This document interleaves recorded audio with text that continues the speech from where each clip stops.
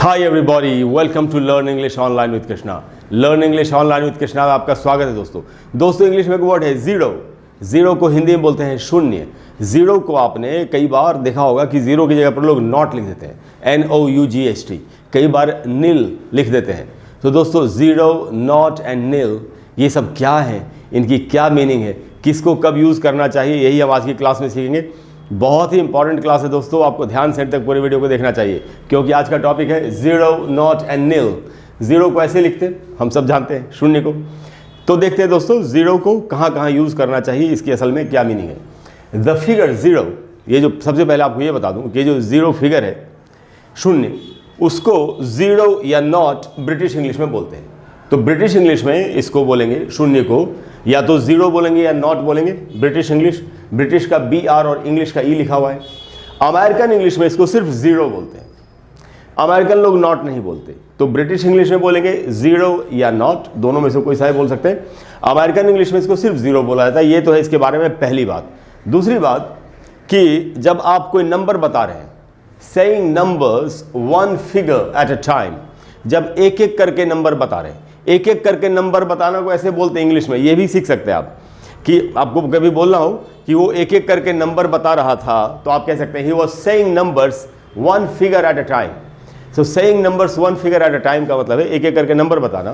तो जैसे है ना, कोई बता रहा है माई नंबर इज, यानी my mobile phone number is, ऐसे करके नंबर बताते हैं ना। तो बीच में कभी अगर जीरो आ गया तो उस जीरो को क्या बोलेंगे, यही हम सीख रहे हैं। तो जैसे कोई बता रहा है 340, यानी 340, तो जीरो बोलना हो तो अंग्रेज लोग शायद ही कभी जीरो बोलते हैं नंबर बताने के लिए।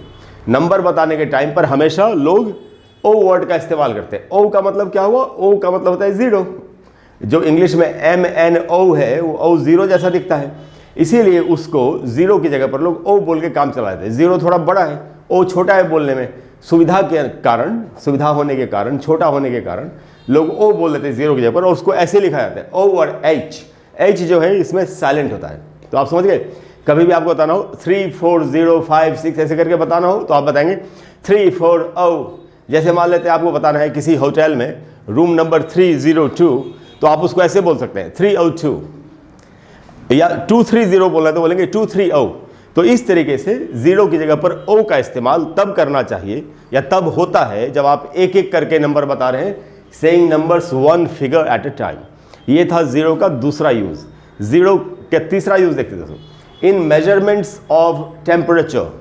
जब जलवायु, हम बताते हैं मौसम का हाल जाने, जलवायु नहीं मौसम का हाल जाने, तो हम बताते हैं ना इतना डिग्री सेल्सियस।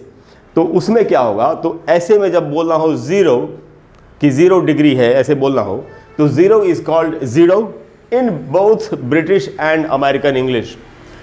दोनों में, अमेरिकन इंग्लिश में और ब्रिटिश इंग्लिश में, दोनों में जब मौसम का हाल बता रहे हो तो बोलना हो जीरो, टेम्परेचर अगर जीरो है तो उसको जीरो ही बोला जाता है, चाहे वो ब्रिटिश हो चाहे अमेरिकन हो। ये है पहली बात। दूसरी बात क्या है मौसम बताने के संबंध में, and is followed by a plural noun, यानी जीरो के बाद डिग्री बोलना सही नहीं है, जीरो के बाद डिग्रीज बोलना चाहिए, जबकि जीरो एक शून्य संख्या है।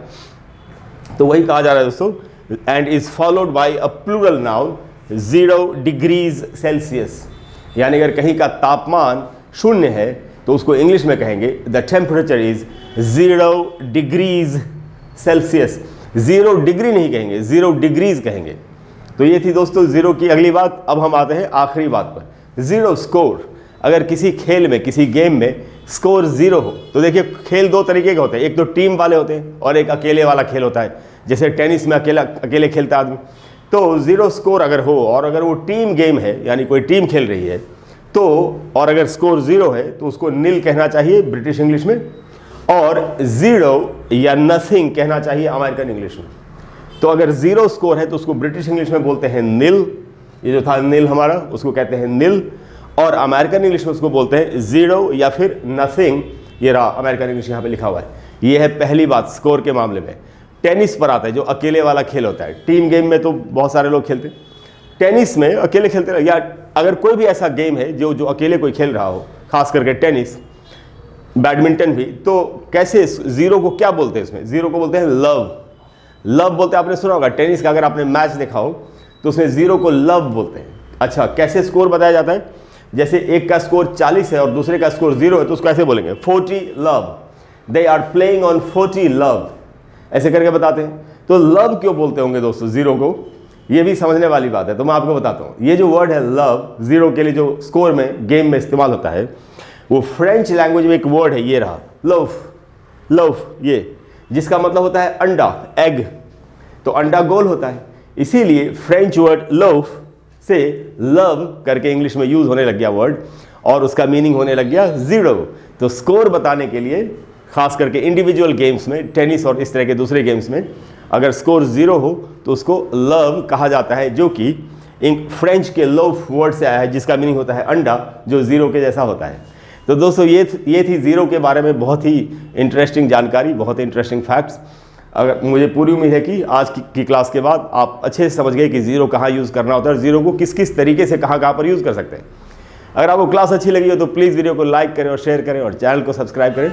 अगली क्लास में मैं आपको फिर से ऐसे ही कोई बहुत ही इंटरेस्टिंग फैक्ट्स बताने की कोशिश करूँगा, जिनको सीखने के बाद आपकी इंग्लिश की नॉलेज और भी ज़्यादा बढ़ जाएगी और आप अच्छी तरह से इंग्लिश को बोल पाएंगे।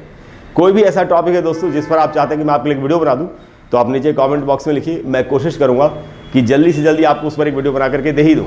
Thank you very much, I will see you soon, bye bye.